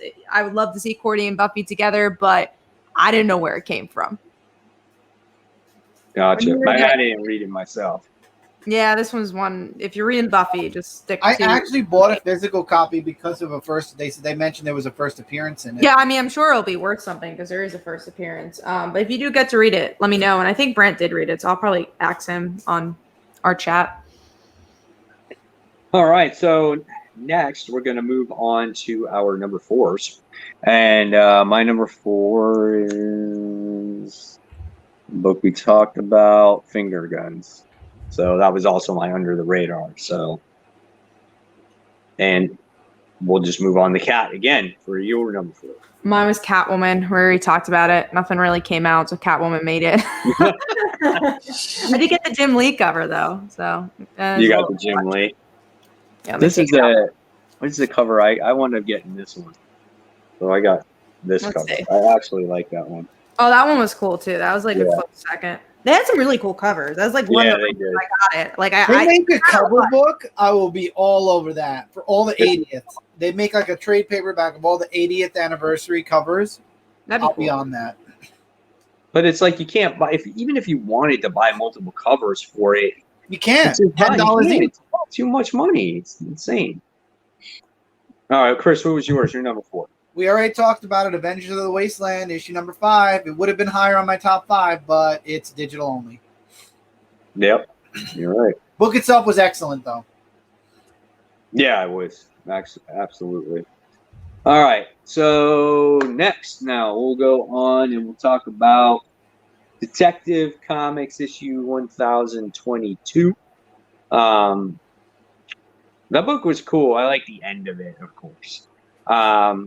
I did not read any of the Two-Face story, like beforehand, but I read this particular part of the story, and I thought it was kind of cool how he was like in this acid pit and he escaped it, and I don't know, he was building this weird church and he had these followers and shit like that. But I just like the end, how the Joker makes his appearance, and we wind up finding out that, you know, that the Joker is digging for somebody, something. It's the Court of Owls. Like, you think that's what it is? Yeah, didn't you see the statue in the background? That's the owl. No, I didn't even notice it. Yeah, it's the Court of Owls. He's digging up the what do you call it? The talons. Oh, okay. That makes at least sense. that's my guess, but that was the Court of Owls in the background for sure. Oh, okay. Yeah, he said he was looking for a recruit, so I wonder if it's just one talent. You know, I don't know. So we'll see. I like how it tied in. I like how it tied into New 52 Joker. If you notice when he ripped his face off and everything, he was wearing the mask. Yeah, I noticed that because it showed a flashback with him and Two-Face. So I thought that was kind of cool. But I think I'll probably jump on. I mean, obviously, I'm going to jump on it now because of the Joker War, but I might go back to reading it on a regular basis again. I know I jumped off of it because there was a Spectre story for a few issues once it hit over 1,000, and then I dropped off of it and I didn't pick it up again. So now I'll get back on it again. So, yeah, you remember when how Detective was when was it Rebirth or was it New 52? No, which one Rebirth was the team. That's where it was the team, right? Yeah, didn't it seem like so long ago already? It definitely does. It feels like forever. And I was so excited for it, and then it kind of let me down. Yeah, absolutely. All right, so that's that one. So then we're going to talk about. We didn't talk about Sabrina, did we? No. No, Sabrina, real quick. Only Kat reads that. Yeah, well, Brant does too, but Brant's not here. Well, Brand's not here. Yeah. It was good. I really enjoyed it. I think they put up, they rile up the drama a bit, which is cool. There's more magic stuff, and the cliffhanger is that one of her classmates, kind of like frenemy, is a magical creature, and we knew that. And Sabrina's helping her to find out like who cast the spell. Ends up being her aunt. So it's a pretty cool cliffhanger. It's Kelly Thompson. Well done. If you like Sabrina, go check it out. Cool. So not too much to say about that one. Yeah, I mean, if there was another person who read it, there would probably be more. Yeah, but... yeah, exactly. All right, so we'll move on to the old number 3 book, right? And my number 3 is going to go to the Avengers of the Wastelands. I like that ending of that book. So, and then we'll just go to Chris. Red Mother, issue number 5. And Kat? Mine's Sabrina. We literally just talked about it. Wow, it's like the list read your mind or something. It did. It truly read my mind. Right there. It's got to be witchcraft. Oh, God, you see that? Sabrina witchcraft? I'm full of the cheesy jokes. All right. So now we're going to go right to our number 3. Number 2. Number 2. 2? Yeah. 2. Number 2. Oh, yeah, because we just said it. My number 2 was the book we just talked about, and that was Detective Comics. Chris? It was G.I. Joe Real American Hero 271. Pat? Mine's Red Mother. We already discussed it. This is a great show. It's going to be interesting to see our number 1s because I wonder if Kat and I have the same number 1. We'll see. All right, and we talked about Shazam already. So we're just jumping right into the number 1, and my number 1 is... Guesses? Red Mother. Did you discuss that? We discussed it. I didn't discuss it. So there you go. I think it's Red Mother. Red Mother. You're absolutely right. Yes, it's Red Mother. And so we'll just move on to Chris. Nancy Drew and the Hardy Boys, The Death of Nancy Drew. That was mine too. So excellent. I'm putting that on my physical single issue. I'm not even waiting for the trade. I am putting that in my order for comics that come out next week. I'm putting in my order tonight for tomorrow for next week. Really excellent. Can I ask, what's up with Joe and Frank Hardy? Did you read the arc before this? Yeah. I feel like I need. Oh no! So this is a new story. Everything it has is nothing connected to the previous. So the reason that they're fighting is because Frank, we find out in the end, knows that Nancy Drew's alive and Joe doesn't. No. Frank I thought there was a conflict between them. That was the conflict. From a previous. Oh yeah. So this is totally new. Nothing. Okay. You don't have to read anything because it's a new world, new story. But it's so interesting. So I did an interview for this like months ago. So I read this months ago, and I remember I was biting my tongue on it. I'm like, oh my god, I can't wait to talk about this book. Yeah, I read it because you recommended it, and I loved the Hardy Boys as a kid. It's really good if you like mystery, and then the cliffhanger is so freaking good. Oh man, I couldn't believe that. I mean, they had Joe Hardy going everywhere. He didn't believe Nancy was dead, so he's digging up these clues. He's trying to find anything. His brother tries to stop him. Everyone who's involved tries to stop him. I mean, punches his brother in the face pretty good also because of something he said. And then that ending where it's like, oh, I know she's protecting her sister. And then the lights come on and it's like, oh, it's not the sister. And Frank was in on it all along, like what Kat said. Oh, excellent. The artwork was gorgeous. Mike, you need to read this book. Yeah, totally my shop didn't have it. So we talked about it earlier. My shop didn't have it in stock. Get that digital. Get that digital copy. You said, you see Serenity's comment here. He goes, if the mother is red, is the dad white? So they have a pink daughter?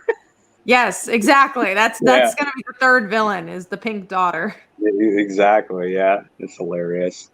This is for you, Mike, if anyone read the Deceased book, and you did. So if you want to discuss that. Oh, was it? Anyone like the Deceased book this week? I thought it was kind of cool to see the one time Black Adam showed kindness during this whole thing. And that's what got him infected. Yeah, he showed like a moment of weakness and at the very end of the book, you see this little kid that is infected with that anti-life equation, comes up, scratches Black Adam. Just as Black Adam realizes he's getting attacked, he yells Shazam, and it's the wrong time because he winds up becoming a zombie at the worst possible time. It was absolutely insane.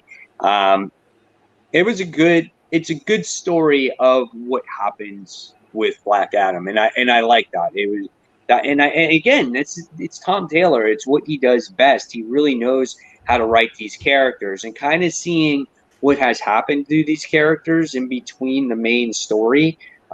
It is kind of cool because it fills in the gaps, and I think he's doing a great job. Now, what needs to happen is I got that DC's hardcover from the first part. I wound up getting that. What I want to see when this whole thing is all done and over with, I want to see an oversized collection and have all of them together. That would be great, and including the digital chapters on top of it. And weave it in between the story. I think that would be an amazing collection to have. And I think it could happen because I think this is one of DC's best titles and most popular titles as of right now. And I'm not just saying that Injustice. Yeah, I like it. I'm just saying I think overall, I think in general, I think it's one of its more popular selling titles. I feel like it took Injustice's place. I mean, Injustice went around it had a run. And then, Tom Taylor ended it. Or Ed Brubaker was on it last, wasn't he? He ended it somewhere. I think they switched. I think Taylor came off of it for a little while, but I think he came back on at the end. But this is the new Injustice. That's exactly what it is, and it's excellent. Yeah, it's like I'm excited for the sequel, the one that's coming out soon. I forget what it's called. It was originally supposed to come out, I think, tomorrow. Because when I did my most anticipated comics of the week, it was slated for tomorrow. And then I got a comment saying that after that video was released, a couple days later, it was wound up being pushed back to, I think, the first week of July. Wow, so, they really pushed it. I mean, I'm excited for it because big Cassie Sandsmark fan. I know she's involved. Black Knight asks, do you guys like the last two issues of Justice League, the new arc 44 and 45? I did. I'm enjoying this arc. I don't know if Mike and Kat are enjoying it. Yeah, I'm reading it. 44 and 45 was the Superman story with the Daxamites. And then this one, 46 and 47, have to do with the whole Spectre situation. Mm-hmm. And now we're going into 48, and I think has to do with the Amazons. Right. And then now we go 49. So, yeah, I've enjoyed it, and I think it looks great. I think it's a well-written book, and unfortunately, it's just he's going to be off of it. And again, I still don't know what he's doing instead of it. I don't know. Yeah, I'll be so happy if it's Superman. I'll be so happy. I'll definitely read it. I think it'd be cool. See what he's doing. Maybe he'll be writing his script from there. Maybe he knows how Bendis is ending it, and they're like, okay, you're going to be taking it over. This is what's going to happen. Why don't you start your story now? Yeah. See what happens. So, all right. So that's all the books that came out for the week. There was very few, nothing exciting. But Nancy Drew, man. Nancy Drew and Red Mother were the only ones I'm like, whoo, those are good. Yeah. Nancy Drew took me by surprise. It really did. I didn't think I'd like it as much as I did. Well, that's good. Nothing on the chopping block for me. I mean, little books. All the one-shots were the ones I didn't like. So right. I mean, if Michael was here, he'd be chopping all the one-shots. Yes, exactly. Yeah. He'll chop them. Even though he can't get more, he'll still chop them. He'll still chop them. All right, so we'll jump into the most anticipated books. Now, this week is it's a little bit heavier. There's more books that are coming out, something to get excited for. So the first one, obviously, which you guys confirmed to me, that Batman issue 92 is coming out. I'm excited for it. The one thing that I can say, though, that for me, it's kind of lost its anticipation for me because it was so high up there. And people were waiting, and then we had COVID-19 come, and then it's just kind of just like... Thank you, Super Studios. Yes, thank you. And it's kind of just like, oh, well, sorry. We got to wait for it. And now it's just kind of like, all right, it's finally coming out. So I feel like people are going to have to read it to kind of get reinvigorated again with Batman 92. I think that's, what we're looking for there. I think a lot of the hype for Punchline died because of Oh, COVID. how could it not? Like, who cares about Punchline at this point? I still do. I'm invested. I don't know. I feel like the hype is so far unwarranted. Everything we've seen from her, she's fine. I'll buy the stuff. I'll buy the book, see if it gets better. But I don't know what the hype is for. I believe it's going to be worth it in the end. I hope so. This I have a good feeling. Because it's her and Harley fighting for Joker's love and affection. Oh, Harley doesn't need Joker's love and affection. I don't think Harley needs anybody anymore except Poison Ivy. And they're not even together in the comics. It's sad. Exactly. It is. They never were even, like, what sucks is that, because the show does it so well, I love how they do Poison Ivy and Harley. In the comics, I feel like they never really even put them together. They always said they were together. We never actually got to see them together. Like, there's not really an arc about them being together. No, just a miniseries, and in the end of the miniseries, they needed space anyway. In that miniseries, they were hardly romantically involved. Like I always say, like, the first solicit for that is friends on a road trip. It's like, oh yeah, they're great friends. No. All right. So moving on, the next one we're going to be talking about is The Flash, issue 755. Now, Chris, you read The Flash, right? Yes. Paradox. The fight between them and Paradox. Well, maybe it's already too late. I mean, Paradox killed himself in the past and made himself his own Paradox. So now it's like, well, what are they going to do? What's going to happen? He's too powerful now. I'm interested in seeing what happens. I know Kat and I are not currently reading it. I am not. Maybe with the I might skip the last story arc with Finish Line and then jump back in when the new one starts. Yeah, You've been reading it for so long. Oh no, you just went on. Never mind. You just came on to it. Yeah, I'll give it a try when the new creative team comes on. What issue is that? I don't think we have a date yet. No. Okay. We just know he's ending his run. Gotcha. All right. Well, next one is. I'm just reading Comic Universal's thing there. Oh, he's a big Flash. He's a big Flash fan and is enjoying the story. Yeah. All right. So the next one we have is Nightwing issue 71. So this obviously is going to be leading or tying into the whole Joker War situation. So if you're invested in Joker War, this is something that you're going to want to pick up. Again, whether the tie-in will be a good tie-in is still yet to be determined. But I know when it comes to the Joker War, I'm buying all of it because I want to see the complete story. I want to read it. And I just feel like that out of all the events going on, or there's a lack of events, but this just gives me something to really kind of look forward to, I think. And because there's just been nothing for so long. So I hope this is a good event to get people excited about, DC Comics. 100%. Comic Universal says, why am I most mad about in Flash is that Avery is not in the dang book.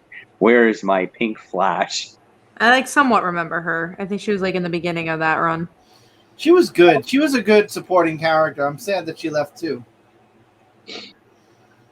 All right, so the next book we're talking about is Miles Morales, Spider-Man, issue 17, as this deals with the Outlawed situation. So Outlawed is a thing, if you remember, right? So we literally got one issue of it, and then that's kind of hard to jump into an event that literally just started, and you got to kind of be like, what happened in that first issue again?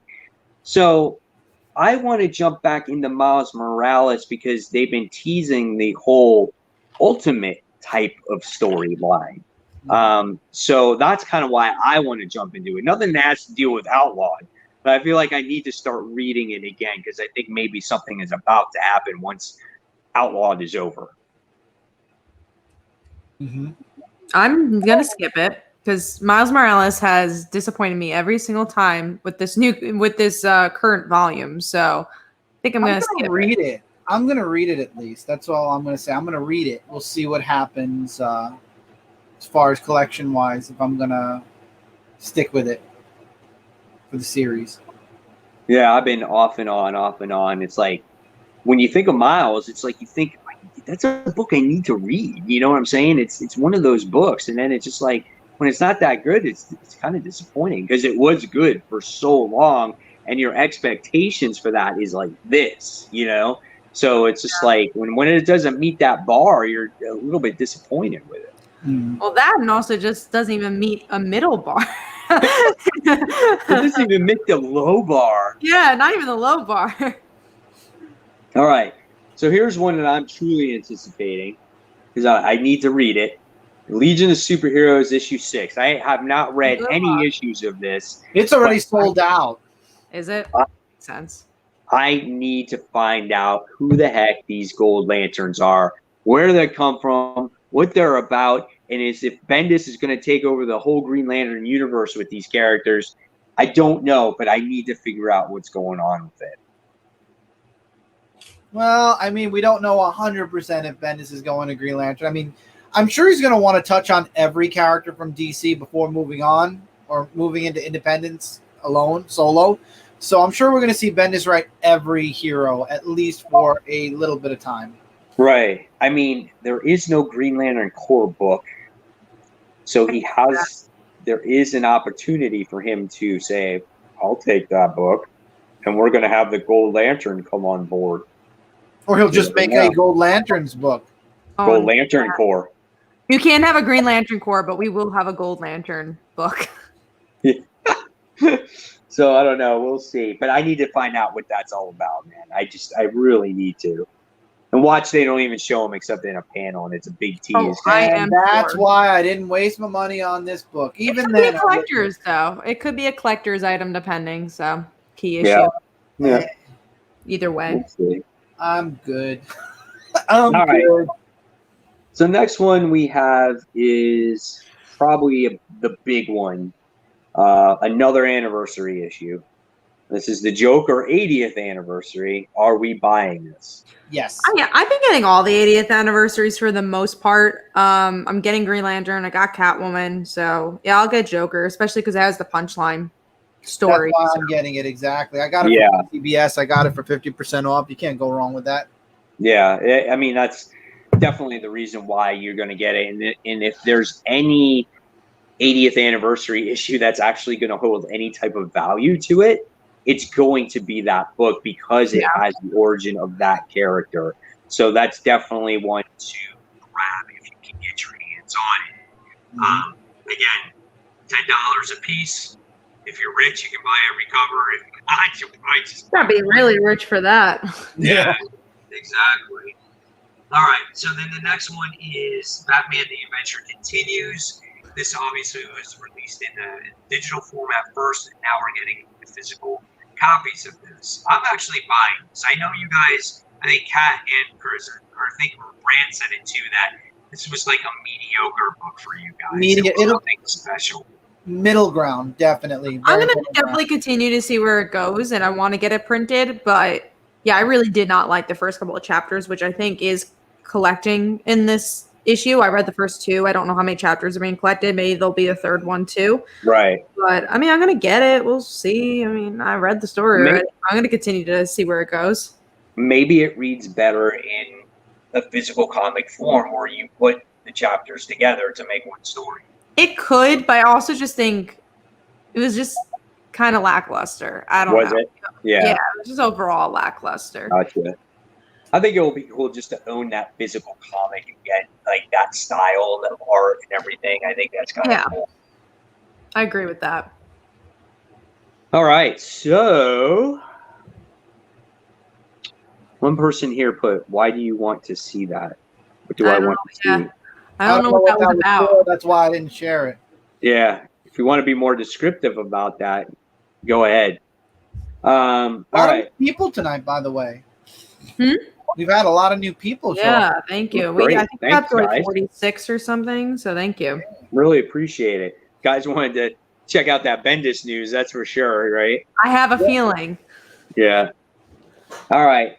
The next book is Adventure Man 1. I'm really excited for this. So this is an Image book. Might also be a collector key issue, so definitely get it. It's a Matt Fraction book and also Terry Dodson. And it's about this superhero who got lost or whatever. And no one remembers him except... Yeah, it's his daughter that's the main character of the book, right? I don't know. We just know that there's a single mom, unless they revealed it somewhere else. But in the solicits, it's a single mom and her son are the only people that remember Adventure Man. I think she ends up becoming Adventure Woman, I guess. But it looks like a really cool story, and the art looks great. And yeah, I'm definitely getting this. Also, it's like triple size, and it's not expensive. I think it's $3.99 for still $3.99. Yep. So try it out. I got it. Cool. All right. Next book is Join the Future 2. What is that one? I know nothing of this book. I really like this book. I liked issue 1. Brant really didn't like it. But it's about this girl and her family who lived in kind of this old school town, no technology. She has an asthma attack, and she's trying to like get medicine and stuff. And then there's this other world with full on technology, and that other world destroys her town and kills her brother. So that's where we're at with issue 1. And I really enjoyed the premiere, so I'm excited for issue 2. Cool. All right. And then the next one is Stealth, issue 2. My God, I've been waiting for the second issue for this forever. My gosh, it's been so long. But if people forgot what Stealth is, it was about a superhero that you think is this great guy that goes out and saves people, right? And then you figure that the guy that is Stealth he's also taking care of his father who is sick. Just to realize that his father is the one dressing up as Stealth, committing all these crimes, and you see it from the father's eyes because he's dealing with Alzheimer's and he sees everything differently. So I was like, wow, that's a really good book and a different type of twist. It's only 6 issues, but the first issue was fantastic, and I can't wait to see how the story develops on this whole situation and how the people deal with his father because they know his father was Stealth. And dude, I think it's gonna be great. This is a great book.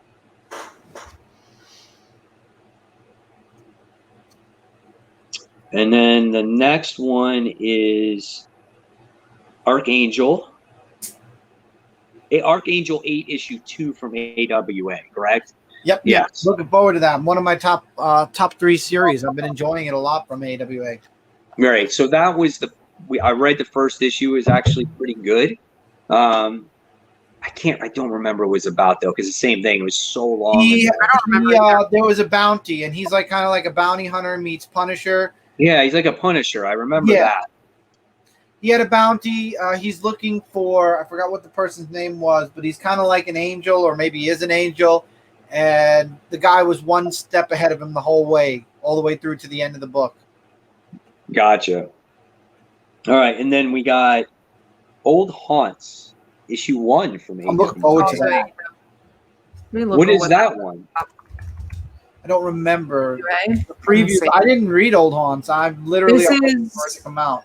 3 made men, so it's a mob book, standing at the brink of retirement, find their unbreakable bond, but to the ultimate test when they are suddenly assaulted by the ghosts of their past. Oh, this is interesting. Confronted by decades of buried secrets, resentment, affairs, double-crossing, and murders, the 3 friends have no choice but to unearth the deepest, darkest sin from their past and pray that they don't have an empty grave. Oh, that's interesting.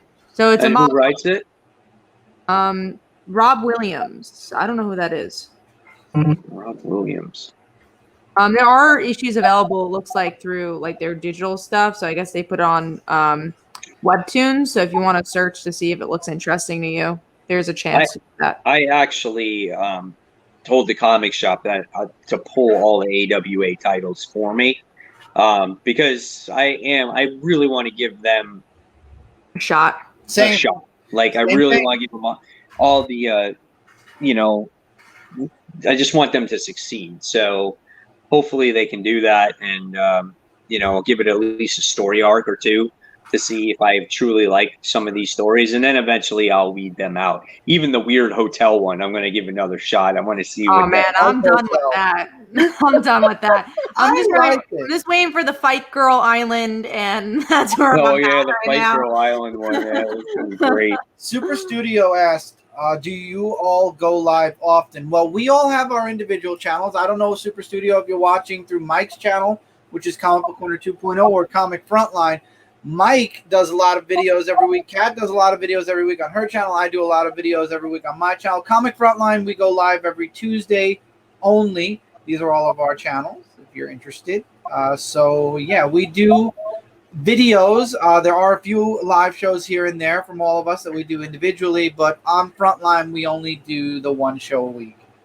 Yeah, we do. We do this We every do this show, Comic Book Weekly, Tuesday, 10 p.m. around there most of the time. And this is what we do. So it streams on Comic Frontline and it streams on my channel, Comic Book Corner 2.0, so we can get it to the most amount of viewers possible.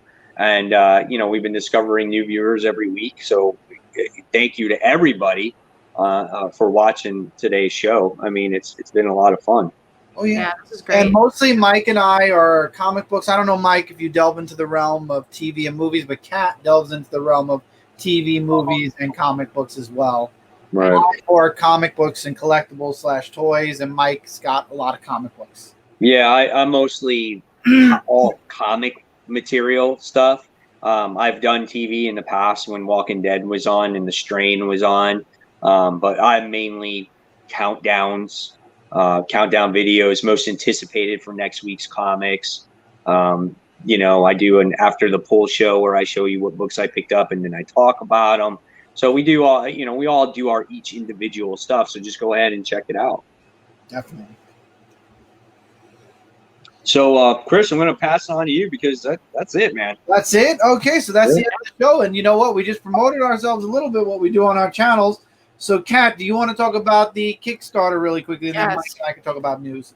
Yes, thank you. So I have a comic book Kickstarter going on right now. And as I said, and also Brand has one too. I'm going to screen share. That way you guys can see both, or do you want me to grab Brandt's maybe and you'll show yours, or do you have both? You can do, if you want to do, if you have both of them, like you go for it. I could have both of them in a moment. You can start talking about it and then I'll... Let me screen share the print and then you could screen share the other stuff.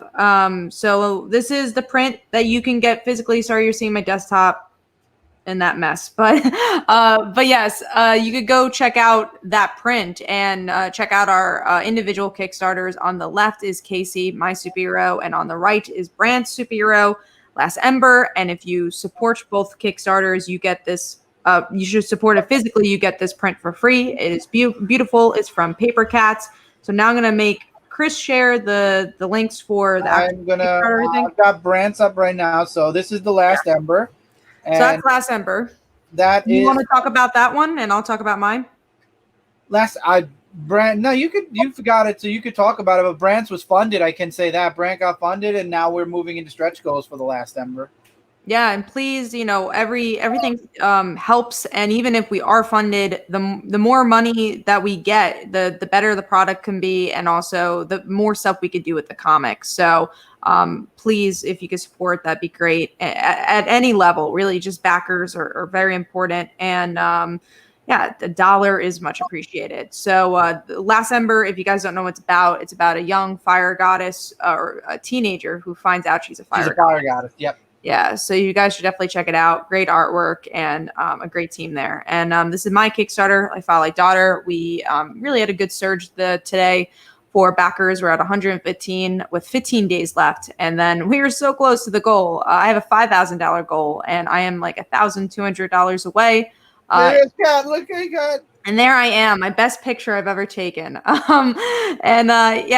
about a high school girl. Father left her to become a full-time superhero. Everyone in the world loves him except for her. And then she inherits his abilities. And in the last issue, we find out, the spoiler alert, but issue 5's been out, and this is what issue 6 is about, is that Casey's mom, our main character, is actually a KGB agent and was the villain the whole time. So issue 6 really piggybacks off that. And again, anything helps with these, and we really appreciate that if you guys can support it. So with that being said, now, does anybody have any news they'd like to share that's going on their YouTube channels? The only news I want to share is that this Friday, if you want to talk to me and Brant about writing, we're doing Writer on Writers. That means me and Brant are interviewing each other about writing. So it's going to be a lot of fun, and we're going to go take a deep dive about the craft and about writing comics. So especially if you want to hear more about the Diamond stuff, like you guys are asking questions about why aren't you on Comixology? That's a perfect place to ask those questions, because we could really take a deep dive of how the comic industry works and how to write for the comic industry. So we're going to be doing that Friday at 8, I believe. It might be 8:30. I think it's 8, but we actually have that. Hi, Damien. Hey, Damien. So we're going to have that. And Thursday, I have a interview with Billy Tucci, who's doing the Indiegogo for Miss Fury. So definitely go check that out. Honestly, I'm doing a crazy amount of things during this Kickstarter period. I'm on so many podcasts. So just please check out my Twitter at Comic Uno, where you can see the little banner there. That is the best place to find out everything I'm doing. Mike, anything going on with you? Yeah, I just launched a new series on my channel, and it's called What It's Worth. And if you guys want to go ahead and check it out, it's a brand new series where I will be showing off my portions of my comic collection. And while showing that off on a website called comicspriceguide.com, we're also going to find out how much each of these comics are at a raw price, because obviously not everybody can afford to get their comics graded. So I'm going to give you the price of the comic raw. And then by the time we get to the end of the video, at that current point in time, we're going to see how much that collection is actually worth by the time we're done with it. So I think it's cool. It's a little bit different from what I usually do. And then this gets me caught up on like what comics I actually have, because it's like, how often, you know, you stick that comic in that long box and you forget that you own it. And then like 4 years later, you're like, I own this book? Like, that's crazy. Yeah, you know? so true. And the most, or that the most- exists, right? That What's event happened, or that existed, like that event happened. I totally forgot. yeah, exactly. So the most recent video on there was my Sensational She-Hulk collection, which is not very big, but I just wanted to kind of test the waters and get a feel of what I'm going to do with that series. But the next one I'm going to be doing is my Walking Dead collection. So I'm going to be breaking that up into segments, and we're going to be tallying up how much that collection is worth. And I was looking it up today, and man, oh man, a lot of those comics at raw copies are like an average of almost $20 a piece. So You have Walking Dead #1? No, God. I was hoping you'd say yes. I do have a reprint of it, and it's only worth $20. But I can tell you that the copy that Kat got me of the final issue of The Walking Dead from San Diego Comic-Con, that book is worth like $50 raw. Really? That's interesting. Yeah. You gotta get that CGC. Yeah, exactly. I knew that was gonna be worth it. You gotta tell Michael that, because I got Michael that too. Yeah, I sold out really quickly too. I had to go there like right when it opened to get those books. Did you get Michael? I don't remember Michael's. Yeah, I got Michael that too. Yeah, she did. I believe so. I think. I know I got him. Did I get him the shirt? No, I got him the comic too, I believe. May I got him the you shirt. got me the shirt and the comic. Yes. Okay, so I got Mike the shirt. Yeah, so Michael definitely got that comic. Okay. Yeah. I don't remember what Michael got. I just know that I have the comics you got me. Sadly, no San Diego gifts this year, because there is no San Diego comic. Oh, there is. Actually, Entertainment Earth sent me an email. There are, because apparently there's a Maximum Venom line that's coming out. Is there? There's a San Diego exclusive Iron Man and Spider-Man, like he's black and white and red and black at the same time. So I actually ended up pre-ordering those because they look really cool. I'm not surprised, because we didn't talk about this, but like Marvel is giving away some of their San Diego stuff. Like, I was just about to say that. Yeah, they're selling a lot of it. Yeah. So they're going to be giving it away to shops, so shops can give it away. So you might get lucky to be able to get that, because they're getting out like trading cards, like the X-Men trading cards and stuff like that from the the new series, and there was like pins and all kinds of other crap too. So that would be cool to get some extra stuff, right? Yeah, I'm excited to see what they do. Trying to see if I could find it just to share a picture of it. But Is there anything else you wanted to add, Mike, or I'll start talking about what I've got? No, that's it. I will have a haul video going up soon. Here we go. I'll have a haul video going up soon. I have 3 that I'm filming all together. They'll be going up sporadically. My friend JD, the Media Jack, has started editing my videos for me because Looks so good. I got to see. Oh, I didn't want to spoil it, so I didn't watch the review, but I wanted to skip through it to see what it looked like. I'll watch it when we're done with this. But yeah, I really enjoyed it. It was very good. I loved it. Me and him are working on funny stuff to add into the reviews from time to time. But anyway, he's editing my videos from now on because my video editing program is a piece of garbage, and he's offered, and we're working. So what does he use? Premiere?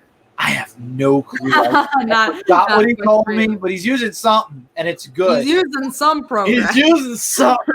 I would say most people use Final Cut or Premiere. Like that's like the top. I think tier. it is Premiere. I think he said Premiere to me once. But my goal is to build my channel up again. I'm inspired by Mike Spiderslayer. Mike really seriously built his channel up. It took a year, but he got there. My goal for 2020, unfortunately, we hit COVID, so it slowed down my goal. But my goal is to do the same thing. So if you haven't subscribed to my channel, it's right here, Dark Avenger C86. I have some returning series that are going to be coming out between the next couple of weeks. You're going to be seeing some returning series, and they're going to be weekly. I do Dark Avenger Live every Friday. I have my comic reviews coming back every Monday for the week previous. So I just covered all the books we talked about here. I covered in my review yesterday. And there's going to be some fun stuff here, there, and everywhere. Some hauls, some unboxings. I'm going to be doing some spotlights on a couple of the collectibles and figures that I'm getting. So I've got a lot of really cool stuff going on. So I hope if you haven't subscribed to my channel, you'll come over, you'll subscribe, and watch some of the videos. We're really going to be working hard. Myself and JD in editing, we're really going to be working hard to build Dark Avenger C86 back up to where it was before I stopped doing stuff on there, and then go beyond that. So come check out the channel, hit a sub button if you can. And that's really all. I'm working on a post, like I said, on shootingstaruniverse.com. That'll be coming out soon. I do actually have it up, so I'm going to screen share, and then I'm going to end the show. But this is the Maximum Vintage Venom statues that are coming out. They come out in August. There's Spider-Man, and there's Iron Man. Oh, those look cool. And not that expensive either. $30. They don't look that, or they look kind of tiny. They are, I can't see how big they are. I'm guessing they're Funko, right? Funko size? I think they're about the same price. They're about the same size as Funkos. That's not bad. That's not a bad They look cool, though. price. Mm-hmm. I definitely get that. I would get the Spider-Man one. I would get the Spider-Man one before. They're both together. They're both that's even better. $30 for 2 of them? Shit. That's good. Yeah, that's what I was saying. When Mike said $30, I tried to say, yeah, it's for both of them. You get both. Oh, yeah. Hell yeah. I'll be on that. That's for sure. I'll get that, Remind us when it comes out so we could get it. Thank you, Damien. I appreciate that. August, Kat. It's coming out in August. Yeah, but when it comes out, let us know. Oh, you don't want to pre-order. Yeah. I mean, I don't think I would. Maybe give us the link and maybe we'll pre-order. My shop will just definitely get them. That's what they'll do. Yeah, Mike doesn't have to worry. So, Kat, I'll send you the link. But Damien, thank you so much for the wonderful words. I'm hoping to build that even more over the course of time. But anyway, that's it for this show, everybody. We've talked a lot. We hope you have a great week. Happy new comic book day tomorrow. We'll be back next week with another fun-filled episode of Comic Book Weekly. Take care, everybody, and this is where we say good night and goodbye. Good night, guys. Thank you.